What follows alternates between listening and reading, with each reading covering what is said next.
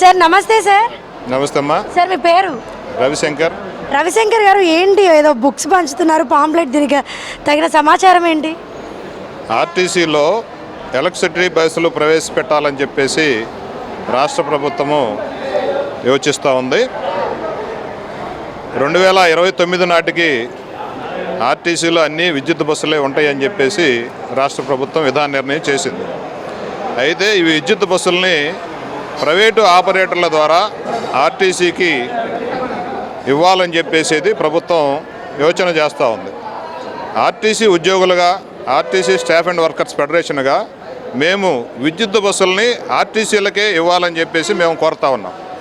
ఆర్టీసీకి సుశిక్షితులైనటువంటి సిబ్బంది, అధికారులు, గ్యారేజీ నైపుణ్యం కలిగినటువంటి మెకానికల్ సిబ్బంది అందరూ ఉన్నారు కాబట్టి ఆర్టీసీకి ఇస్తే సమర్థవంతంగా విద్యుత్ బస్సులను నిర్వహించగలమని చెప్పేసి, ప్రయాణికులకి మెరుగైన సేవలు మేము అందించగలమని చెప్పేసి మేము ప్రభుత్వానికి విజ్ఞప్తి చేస్తూ ఉన్నాం.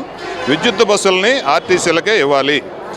ఈ డిమాండ్ సాధన కోసం రేపు 24వ తేదీన పార్లమెంటు దగ్గర మరి దేశవ్యాప్తంగా రవాణా కార్మికులు మరి ధర్నా నిర్వహిస్తూ ఉన్నారు.